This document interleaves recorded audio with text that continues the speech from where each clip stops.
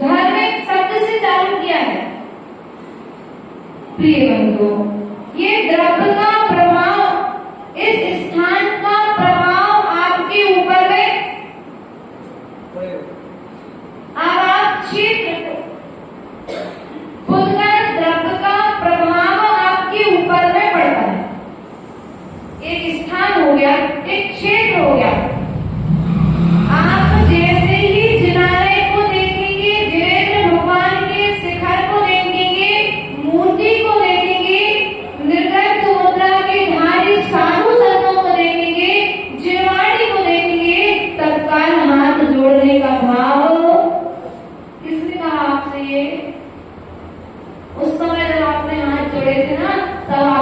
कोई कहने वाला नहीं था, लेकिन उस जीव का, उस पुद्गल द्रव्य का प्रभाव आपके ऊपर में पड़ा, उस क्षेत्र का प्रभाव आपके ऊपर में पड़ा, उस काल का प्रभाव आपके ऊपर में पड़ा। और जब ये तीन शुद्ध मिले तो भावों में परिवर्तन हुआ, और जब भावों में परिवर्तन हो गया तो नमस्कार करने का भाव भी।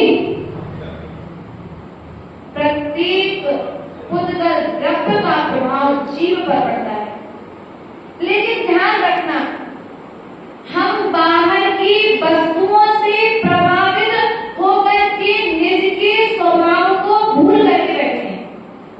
क्या बाहर की वस्तुओं से हमारा मन बहुत अधिक प्रभावित है, भीतर के स्वभाव से हम प्रभावित नहीं हो रहे, बल्कि आचार्य भगवत पूज्यपाद स्वामी ने स्वभाव वाले के लिए नमस्कार किया है।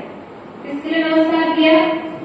जिन्होंने स्वभाव की यात्रा प्रारंभ की, जिन्होंने अपने स्वभाव को प्रकट कर लिया, अब अच्छा शरीर मिल गया और आहार देने का भाव नहीं हुआ, अच्छा शरीर मिल गया, भगवान की पूजा करने का भाव नहीं हुआ, अच्छा शरीर मिल गया, आपके व्रत धारण करने का भाव नहीं हुआ, घर में अच्छा धन पैसा मिला, दान करने का भाव नहीं हुआ, तो आचार्य भगवान कहते हैं यदि अच्छा घर मिलने के बाद में उस घर में यदि साधु के लिए चौपाटी लगता है तो वह घर चिड़िया का घोंसला। क्या है? चिड़िया का घोंसले के समान है।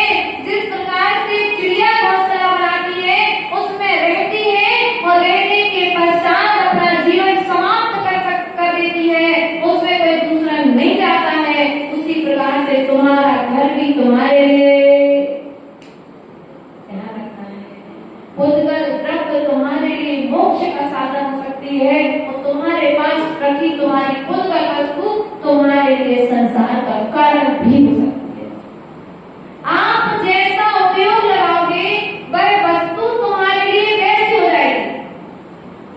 देखो तो वह रानी राजा को छोड़कर के सेठ पर मोहित हुए और मंत्रियों के द्वारा सेठ को अपने राजमहल में बुलवा लिया, और राजमहल में बुलवाने के बाद में उस सेठ के साथ में नाना तरह की चेष्टाएं की।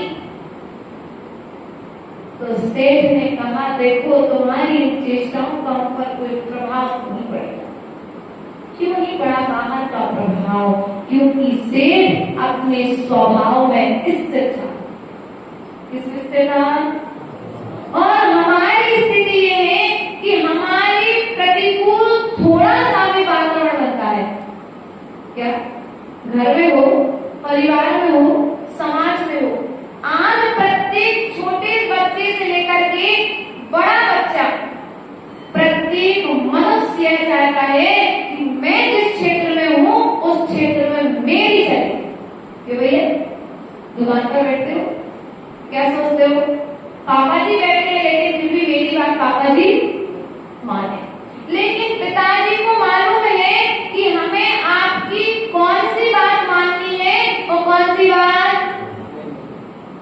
बच्चे तो हर चीज की मांग करते हैं, लेकिन पिताजी वही वस्तु देते हैं जिस वस्तु को देने से बच्चे का हित हो। और सभी कड़वी होती है लेकिन शरीर को स्वस्थ रखती है। उसी प्रकार से माता पिता और गुरुजनों का अनुशासन थोड़ा सा कठोर होता है, लेकिन वह कठोर अनुशासन हमारे भविष्य को बिगड़ने से बचा देता है, हमारे अंधकार में जीवन को प्रकाशमय कर देता है। बस उस कठोर अनुशासन में रहने की और ढलने की आवश्यकता है। यदि बच्चे अपना जीवन बनाना चाहते हैं तो माता पिता के अनुसार जीवन जीना प्रारंभ होगा, और माता पिता अपने बड़े अपना सास ससुर जो भी आपके घर में बड़े हैं उनके अनुभव के आधार से जीवन जीना जो ज्ञान आज हमारी माता जी के पास में है 80 साल की उम्र में, वो ज्ञान हमारे पास नहीं। क्या हमारे पास किताबों का ज्ञान है, लेकिन माता जी के पास जीवन जीने का जो अनुभव ज्ञान है, वह ज्ञान किसी के पास नहीं है। इसलिए बड़ों से जो लोग कहते हैं मम्मी पापा ज्यादा डांटते हैं, मम्मी पापा ज्यादा अनुशासन करते हैं, हमें स्वतंत्र रहने देना नहीं चाहते हैं, हमारी स्वतंत्रता छीन ली। नहीं, उन्होंने तुम्हारी स्वतंत्रता नहीं छीनी, वे तुम्हारे लिए स्वच्छंद होने से बचा। भैया आकाश उड़ना चाहते हो बेटा? हाँ, पतंग उड़ाई कभी बेटा? पतंग उड़ाई कभी भाभी आप लोगों ने उड़ाई? क्या करते हो? पतंग की डोरी बोलो तो, यदि पतंग की डोरी आपके हाथ में ना हो तो वह पतंग आकाश में उड़ सकती है क्या? उड़ तो जाएगी, लेकिन थोड़े समय में नीचे। उसी प्रकार से जो बच्चे आज अपने माता पिता के अनुशासन को बंधन मान रहे हैं, वे बच्चे अपने जीवन को अंधकार में लेकर के जा रहे हैं। आप स्वतंत्र रहो, लेकिन स्वच्छंद मत रहो। क्या आज हम अपने गुरुदेव से भले ही आज 9-10 साल से पृथक रहकर के प्रभावना रखे हैं, लेकिन स्वतंत्र तो है, स्वच्छंद नहीं है। क्या स्वतंत्र तो है, लेकिन स्वच्छंद। कोई भी गलत आचरण करने के पहले भगवान के गुरु का नाम यदि हम उठा ना सके तो मेरे निमित्त से मेरे गुरु का नाम लीजिए। ऐसा कोई कार्य ना हो जाए भगवान जिससे जिस शासन की ध्वजा यदि फहरा ना सके तो हमारे निमित्त से नीचे ना गिर जाए। बेटा तुम जैनपुर में आए हो, माता पिता को सम्मान ना दे सको, कोई दुख नहीं, लेकिन तुम्हारे निमित्त से तुम्हारे माता पिता का माथा झुक ना जाए, इस बात का ध्यान। तुम्हारे निमित्त से तुम्हारे बड़ों का अपमान ना हो जाए, इस बात का ध्यान रखना। इतना मत परेशान कर देना कि तुम्हारे माता पिता को अटैक जैसी बीमारी हो जाए और आयु में मर जाए।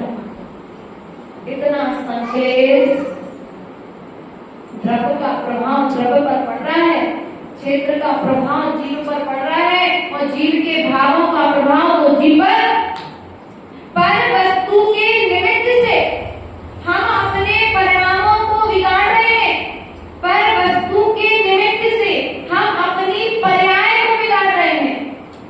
व्यवहार भी जरूरी है, निश्चय भी जरूरी है।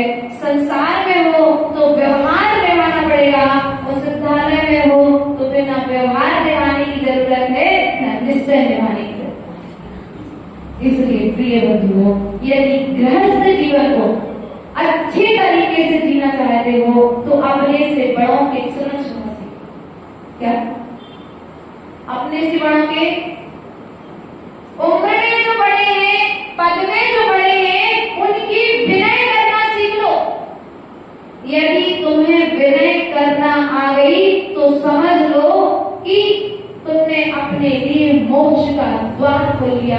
अर्थात मूलाचार ग्रंथराज के प्रथम भाग में आचार्य भगवत भट्टिके स्वामी महाराज ने विनय के लिए मोक्ष का द्वार कहा है। क्या कहा है? मोक्ष का। किसकी विनय? देव शास्त्र गुरु की विनय तो करनी ही है, लेकिन तुमको जन्म देने वाले माता पिता की भी विनय तुम्हें करनी पड़ेगी, क्योंकि अभी आप गृहस्थ हैं। अनंत भगवान की ऐसी पूजा नहीं करनी है, लेकिन उपचार में तो बोलो तो आज आप लोग आपस में स्थिति क्या हो रही है? हम जहाँ हैं, हम जो कह रहे हैं वही सही है, तो बाकी सब कह रहे सर नहीं। समझने की कोशिश करो, संभालने की कोशिश करो। क्या करना है? समझो और संभालो, सम्यक तरीके से। क्या समझो, संभालो, सम्यक तरीके से तो कल्याण होगा। और समझ नहीं पाए, संभाल नहीं पाए तो फिसलना तो निश्चित है ही। इसलिए प्रिय बंधुओं, अपने जीवन को यदि ऊंचाइयों पर लेकर के जाना है तो अपने बड़ों की विनय करो, पर वस्तु से प्रभावित होकर के अपने भाव को पर वस्तु से प्रभावित होकर के अपने भावों को मत बिगाड़ो। यदि पर वस्तु से प्रभावित होकर के अपने भावों को बिगाड़ोगे, विभाव रूप हो जाओगे, तो दूसरों की विनय, बड़ों की विनय नहीं कर पाओगे। हमारा आज की कहने का तात्पर्य है, द्रव्य शुद्ध मिला है, क्षेत्र शुद्ध मिला है, काल शुद्ध मिला है, मात्र अपने भावों को शुद्ध कर लो, निश्चित ही आपको संसार से छूटने की कला प्राप्त हो जाएगी। इन भावनाओं के साथ में बोले परम पूज्य आचार्य सागर जी महाराज जी की जय।